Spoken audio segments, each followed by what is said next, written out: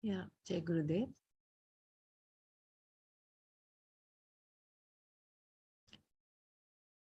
Om Sahana Vavatu Sahanam Bhunaktu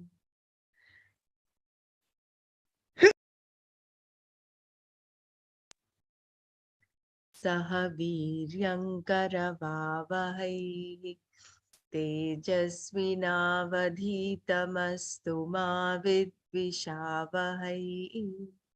Om Shanti Shanti Shanti. Narayanam Namaskritya Naram Chaiva Narottamam Devim Saraswatim Chaiva Tato Jayamudirayet.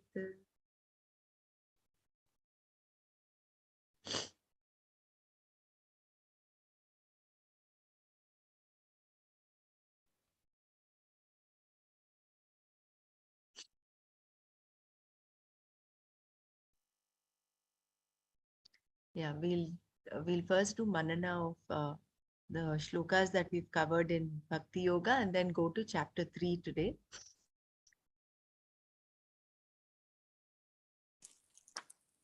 Yeah, this today's class is kind of, you have to develop a protocol to how to do the bhakti. Krishna, Bhagwan has given us several options. Yeah, if you don't do it this way, you do it that way, and so from the sloka number 6, he started saying like, uh, you worship me, meditating on me, and give all your and that karma palas, everything, then you're uplift from the samsara. Then the sloka number 8 is, if you can't do that, then you fix your mind me alone. And then number 9 and 10.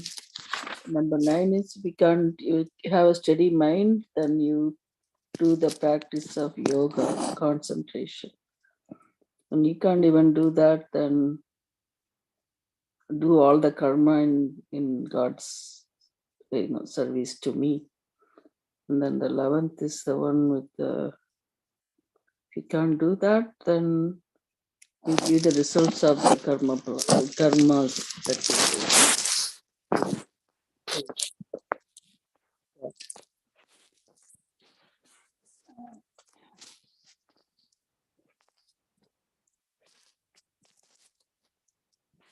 Nice flow chart.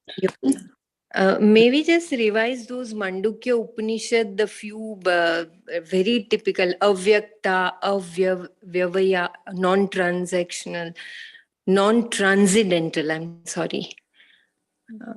Few very beautiful phrases Nanaji had used for meditating upon. Ananta, avyakta. Some of it from that sloka itself, I think, in the number 5. But then, yeah, he also said, I kind of missed that part. I don't know where that was from.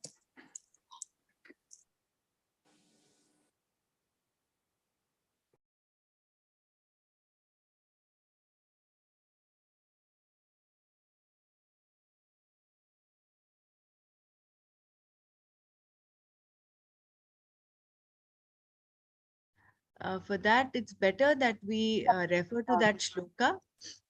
Maybe we can, maybe I will ask Nana if he can chant that shloka for us, or if he can retrieve it from Yeah, offline. recording. Yeah, we Yeah, can do yeah. that. Then we'll, that was indeed very contemplative. Yeah, very profound it is. Very profound. Right. So in that, the fourth state was very nicely described. That is where you go beyond the waker, the dreamer, as well as the deep sleep state. you go to the one that experiences or is in the Turyavastha. Na prag, Which one is that? prag. I'm sorry, I can't hear you very well. I just know bits and pieces of that, but I think in order for us to get the whole thing, it's good for us to either listen to the whole shloka once and then, uh, do manana on that.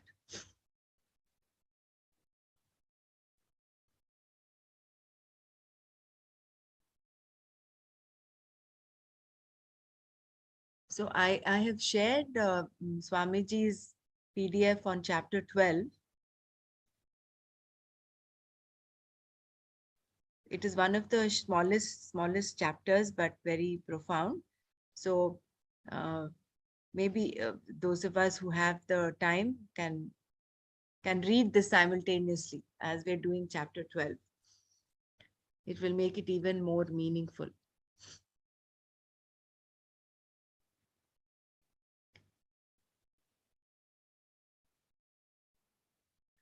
But for me, I don't know. I think maybe I have to read it a little more. From these shlokas, the the actual distinction between Nirgunopasana and Sagunopasana. Sagunopasana, okay, I've understood. But the distinction, somehow it seems a little gray. It is not like black and white. So maybe I will have to go back and then read The about one, it. third and fourth sloka, right? Yeah. That's where Aksharam Aniteshyam Avyaktam Paryupasate Hmm. Sarvatragam Sarvatragam Asintyam and Kutachatam Achalam So Duruvam. one So thing those, is, yeah,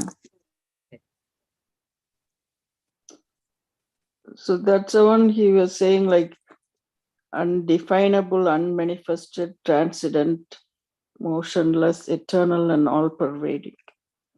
Even they reach me alone. mm, So this is from Chinmaya, the description. Those who are devoted to the imperishable, the impersonal absolute, who is firm support of the world and is also undefinable, um, unmanifested, transcendent, motionless, eternal, and all pervading. Even they reach me alone, striving with their senses controlled and with mind tranquilized and set on the welfare of all. So this one gives a little bit different uh, than this Swamiji Dayananda, but the meaning of Sarva Udaya because Sarva. somewhere Nana said you cannot actually compare the two Mm, because those that do Nirgunopasana are nothing but me. So, um, it's still, but then it's kind of difficult for us, like, when we are not prepared enough, then it we from nothing to go to Nirguna. I think it's correct. difficult. Um, the mind has Yeah, Jai process. Guru. Yeah. Mhm. Yeah, Yeah. I also think the same way. Because see, from our birth, remember all our childhood, our youth, and all the time we are able to means we are all the time connecting to the names and forms. All the thought process going on with the names and forms. Everything around us is in name and form, which like we cannot connect to the empty space. So that is why it becomes easy to first to start with Saguna Upasana. So out of these name and forms, which is the highest, which is having all the good qualities, divine qualities, and everything. So that is the Krishna, the fully Mm, blossomed consciousness, you can say. So in the names and forms, somewhere we need to um, start focusing. our mind is all the time divided into so many things, so many names and forms and so many activities. So from there, slowly take out your mind and start focusing it on one point. So Krishna is the most adorable, most divine, having all that we can imagine in the whole universe as the highest, is personified Krishna. So it becomes easy and so beautiful, and that something kindles so beautiful in the heart also. Like when we look at the small baby, it is so adorable, whether it is your baby or anybody's. Just one smile and one look from that small 3-4 months baby, uh, we also, our energies also get enlivened. So much joy, such anand you feel in that presence. So that way, slowly, then only we can, as we go more deeper into this Sarvatma Bhav, and slowly expand it to the everyone, every name and form, and then it slowly you can go into the Nirguna. Because directly, if we start focusing on the Nirguna, no, then they are like some another planet which we cannot connect to our day-to-day activities, life and all. So it becomes very like something more, what you can say, sad or something, not that very much adorable thing, which is Nirguna kind of. So to enter into Nirguna, first of all, properly do the Saguna, feel that all things are enlivened, and Sarvatma Bhav, develop it, and then go into Nirguna Upasana. That's what I feel. Brahmaraji and Maharaji, please elaborate on this, no? Yeah, I think, that's why it is so difficult for us to realize Atma, because you don't have any form or thing to find out, okay, what the Atma is going to look like this. Okay, you'll find it soon. That is reason, we have a problem with the Atma, figure it out. Yeah. So I think for me, even going from all the deities that we know to one deity will be even difficult. Then I had to figure that out in the beginning, in the first of all, even though I have used to Devata and all that, how we going to leave other ones and then just focus on one thing and go from there. But you can still, I mean, it is doable, but it will take time. Yeah, that's what I think. Also, I think it is because the Nirguna Upasana is all about something that cannot be objectified. And all along our life, we have only been objectifying things with our Exactly. limited mind Yeah. intellect.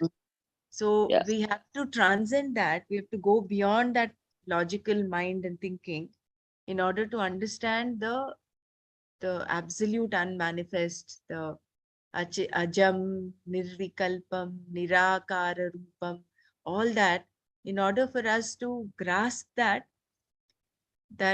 uh, this sagunopasana becomes very essential. Basically, karma yoga becomes essential. And I think in the bhakti yoga, he's brought in the aspect of meditating upon me, think about me. So the Uh, yoga yeah, is meditation, is it? Is that yeah, it what? is nothing but karma yoga only, but with that element of devotion, wherein you, Mm. with that It says. total unflinching Mm, faith, you mm. do everything unto him. And he's given those gradations. If you can't do this, do this.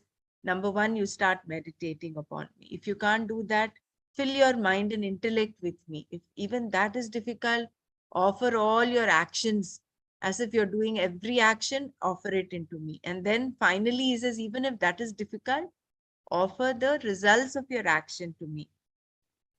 And yeah, once that is done, once that mind is purified, mind and intellect are purified, like you're cleaning the mirror, and then you continue to contemplate. When your mind becomes steady and still, then that the Nirgunopasana is not by choice, it is only a happening. It automatically, I guess, it happens. You cannot choose and say, oh, I want to do Nirgunopasana. For that, you need to be eligible. And in order to be eligible, we begin with the Sagunopasana. Yes, totally agree. Right. And properly explained. These are the steps we need to go through. If we at all can little bit give the direction to our spiritual journey, this is the ideal way, I think, just now what Brahmaraji said.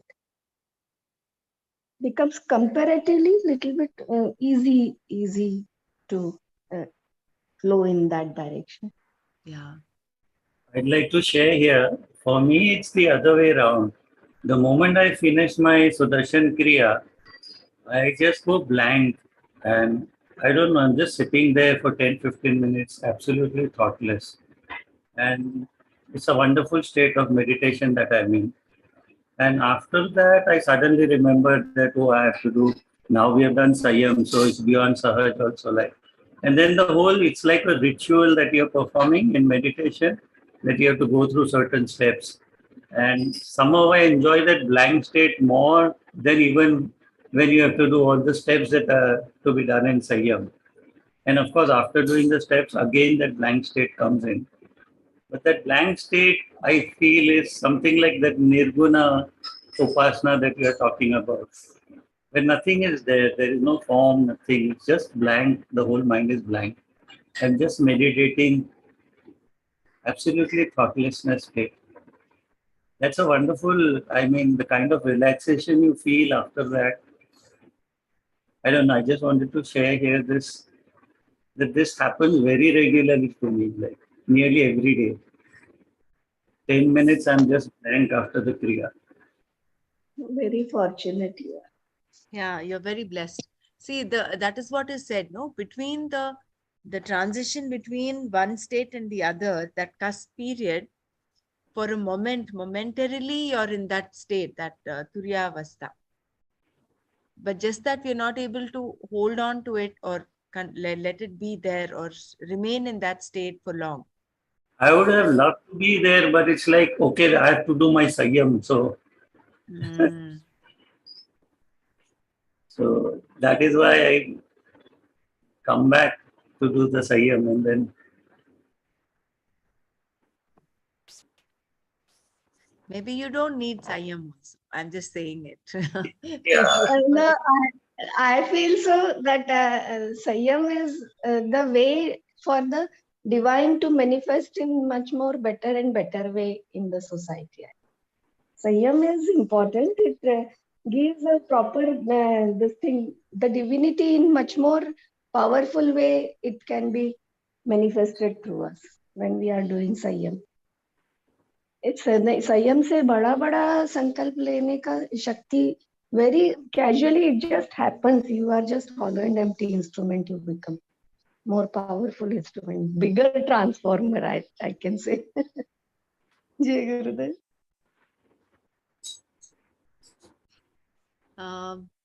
Just a request today, because I will need the Zoom link. I mean, there's a course that I'll be starting by 6:45.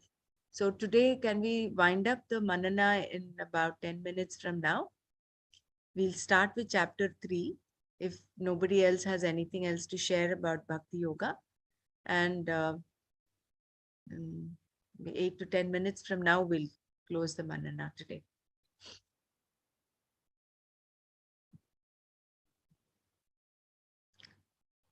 So we'll begin chapter 3. In the previous chapter, beginning at verse 55, Lord Krishna pointed out that a wise person, a sthita prajna, is one who gives up all desires, being happy with oneself in oneself. This is the ultimate human end and is what is meant by moksha, liberation or freedom. Giving up desires implies giving up all activities also. An activity is pursued because there is a desire to accomplish a given end. If there is no desire to accomplish a given end, there is no pursuit. Arjuna wanted Shreyas, liberation, and understood that in order to gain it, knowledge alone was required, and karma was of no use.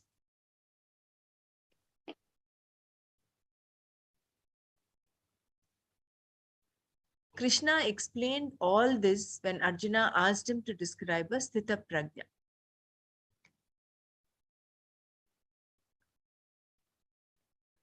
Before that, Krishna talked about the nature of the Atma being free from any limitation.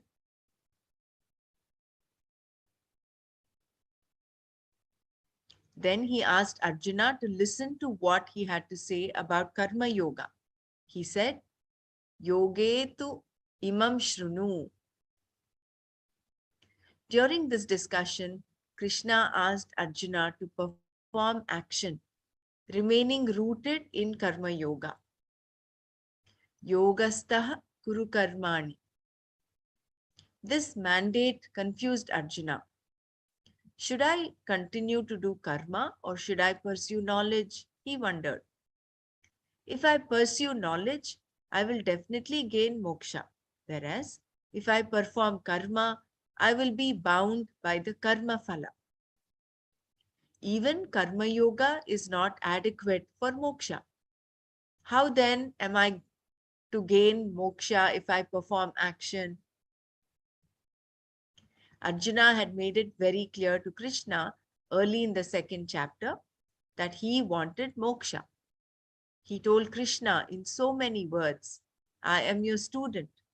Please teach me so that I will gain Shreyas, moksha. Arjuna naturally expected Krishna to tell him exactly what would give him moksha.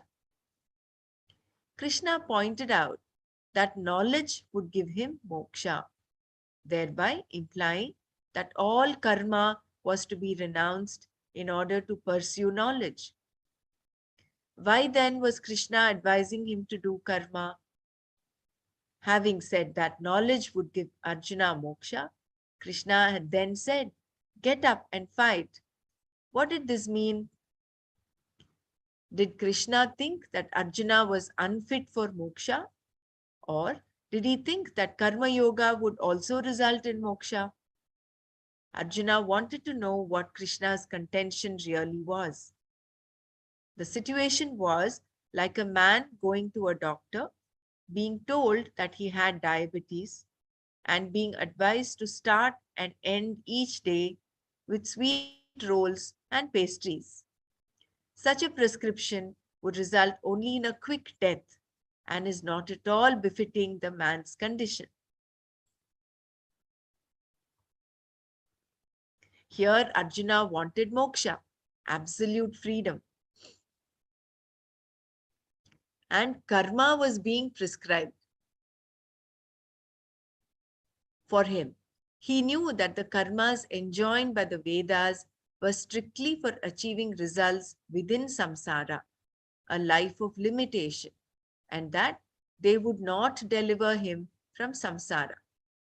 Krishna himself had said to Arjuna, may you not get involved with any karma unfolded in the Veda.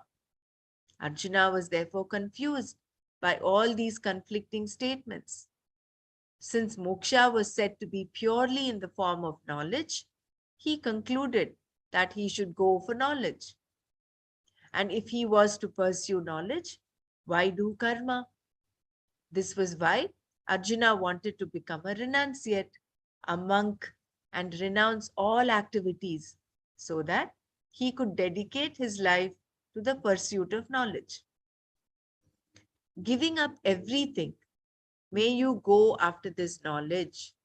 Sannyasasya Shravanam Kuryat was a popular statement. The sannyasis Arjuna had seen had all given up everything to pursue knowledge. He therefore thought that if he was interested in moksha, he should do the same. This is the case for anything one wants in life. If money is what you are interested in, you must give up a lot of things and go after money.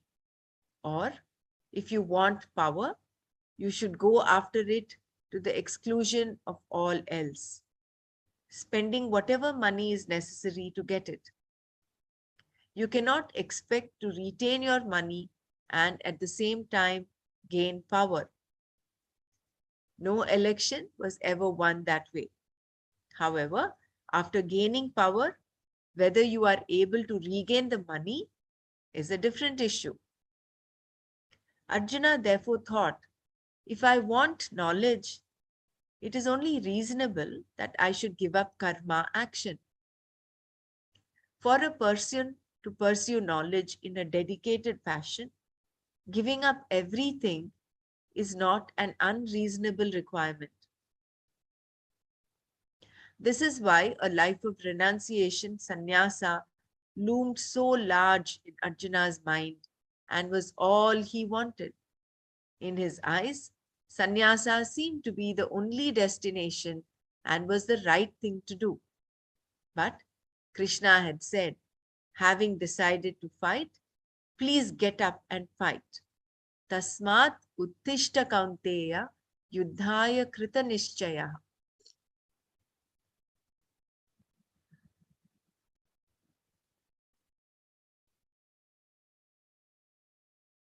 Knowledge alone is adequate for moksha.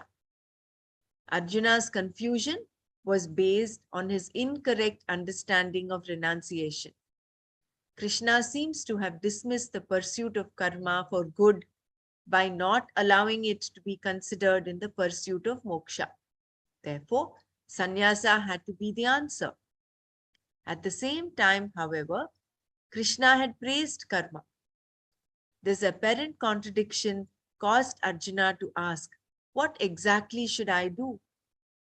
He did not think of pursuing both karma and moksha because nowhere in the second chapter did Krishna mention combining them.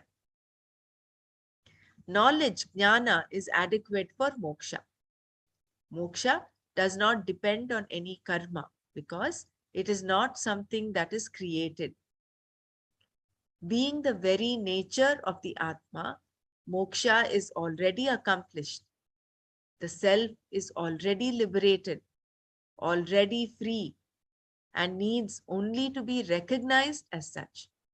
Therefore, knowledge alone is adequate for moksha. And after knowledge, karma is also not required because the person is happy with himself or herself as he or she is. What karma is to be done then, and for what purpose? Doing karma for the pleasure of it is not what is being discussed here. To do karma merely for the pleasure of it means that one may or may not do it. Some people will do karma and enjoy themselves, while others may not do any karma at all and still enjoy themselves. If you do something for the enjoyment of it, there is no question of doing it as a bounden duty. Therefore, you need not do it or you may do it. But for moksha, why should you do karma when all that is required is knowledge? If knowledge is adequate, then you must only pursue that knowledge. I think this is quite long. Yeah.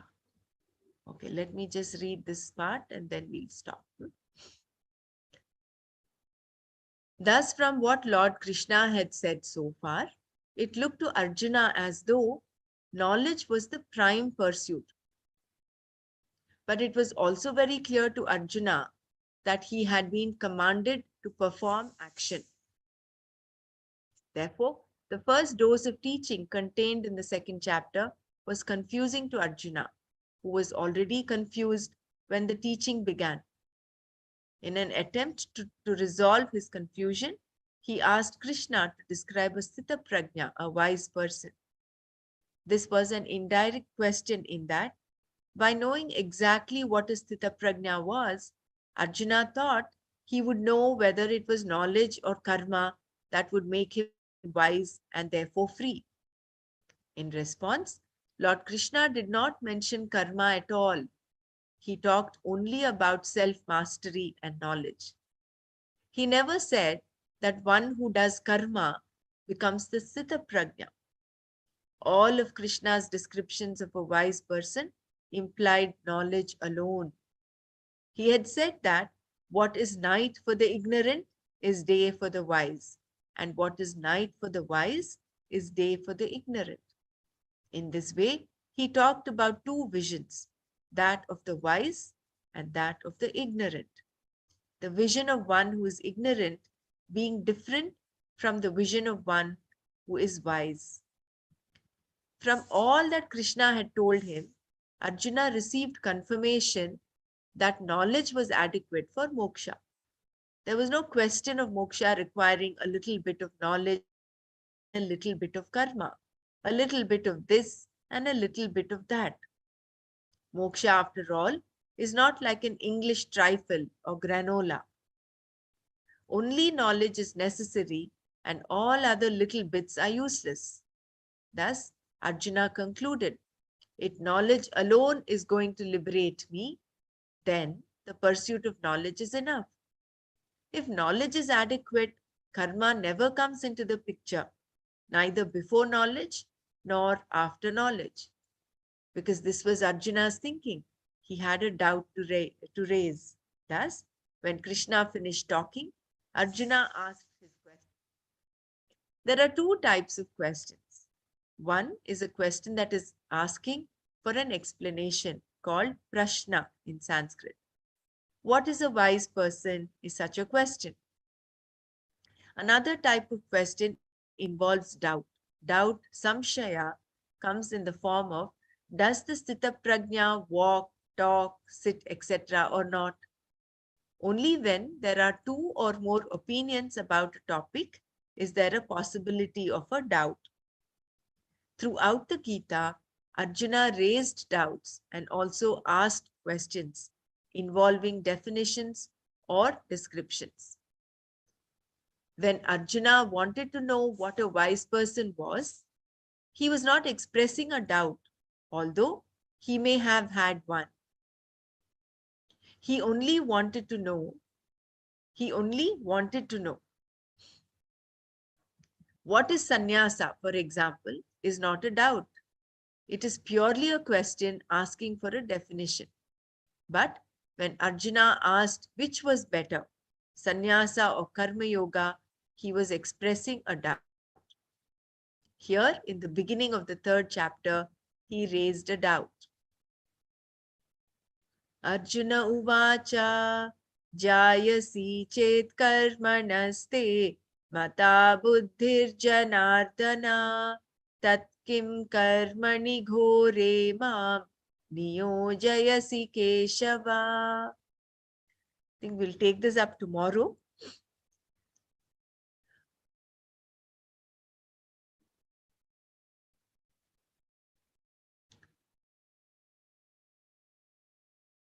So it is really nice to ponder over Arjuna's state, which I think, to understand why that question had come up in Arjuna, we'll continue that tomorrow. Jai Gurudev. Loka samasta sukhino bhavantu. Om Shanti Shanti Shanti. Jai Gurudev. Brahmaraji, we are all Jai so Gurudev. grateful to you. Dhanyavad. We are grateful to you that you are organizing this. And Nanaji, Yeah, grateful is not enough actually word, right. but Very true. I think we're all very, blessed. So very true. possible. Each one of us is contributing to each other's growth, no? So that Sangha Yes, Chatvam is very, very good. Yeah. Jai Gurudev, Doctor. Jai Gurudev. Thank you so Yeah, much. grateful for the opportunity Yeah. and all the participants and us and myself for being able to be part of this. Yeah. And thank you, Suma, for always chipping in whenever required. Really. I was ready with chapter 3, but I did not know when I had to share it today. Right. I No, did I thought download you it did. as soon as you sent it.